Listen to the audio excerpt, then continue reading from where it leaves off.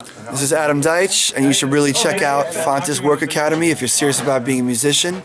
It's a beautiful area, beautiful school, and great teachers and great students. Check it out.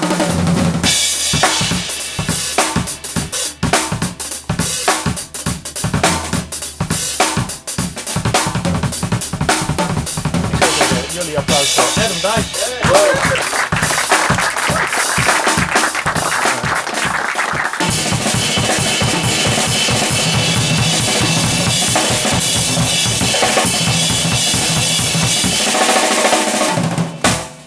On this clinic, this is pretty much the first couple solos I've ever really taken. You know, I don't really do solos. I'm just more a groove kind of guy. So, yeah, so, you know, as I started to get older, I'd play a jazz gig on Tuesday, and then I have a rock band on Wednesday, and then like a thrash band on Thursday. And then the thrash band used to make me play with big sticks, so I would sound heavier, you know, and have a heavier sound. And then on Sunday, I would play in the Gospel Baptist Church, like the Black Church. And it was a great experience for me to learn all these different styles, and week after week just keep playing with different bands of different styles of musicians, and it all combines to make your thing.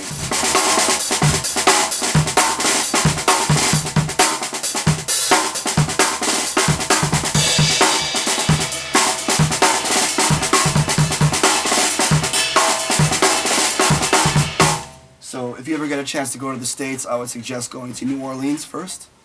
It is the birthplace of drums and music and feeling, and you smell the food. It just has a thing. You go there, and I go every year for 2 weeks, and I just take it all in and go see all the drummers and Stanton Moore and Russell Batiste and all these great drummers that I love. I'll tell you later if you want me to write down some names for you.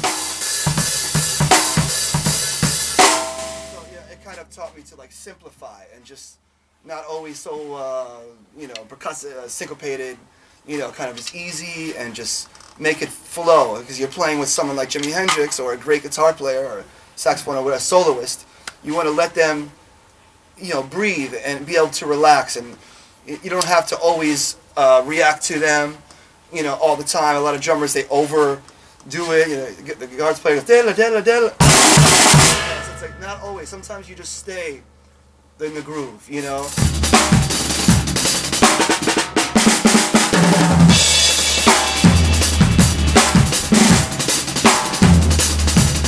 They say, why does a drummer have a manager? Because I'm a composer and I write, and it's like, if you're not careful, they'll tell you, okay, we give you 10% and we keep 90%. You know, it's like, no, that's not going to work. So instead of me arguing, I have the manager do this. And it's worth it for me, because then you keep your relationships pure, and the business is dealt with the business people, and I do the music.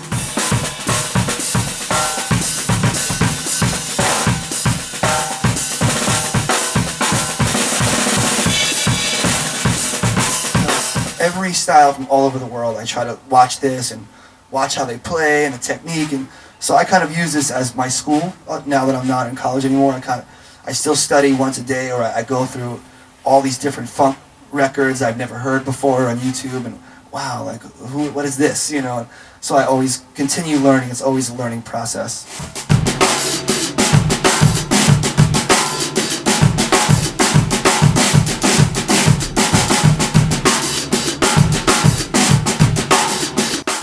And this is a performance art where you perform in front of people, and it's important to feel comfortable on stage, to look up, and make the bass player as your best friend always. Usually I put the bass player on my left, because I'm facing my hi-hat, sort of, so I want the bass player here and the amp here. And I demand this, you know, I don't want the bass player on the right side, because then I have to look this way, you know. I want to create a relationship with the bass. And most of my gigs that I've gotten have come from recommendations from bass players. So if you know bass players, they should be your best friends.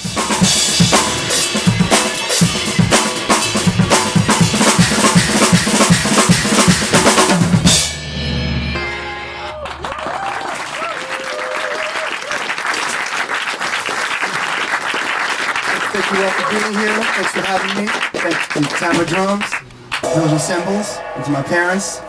Talk to y'all soon.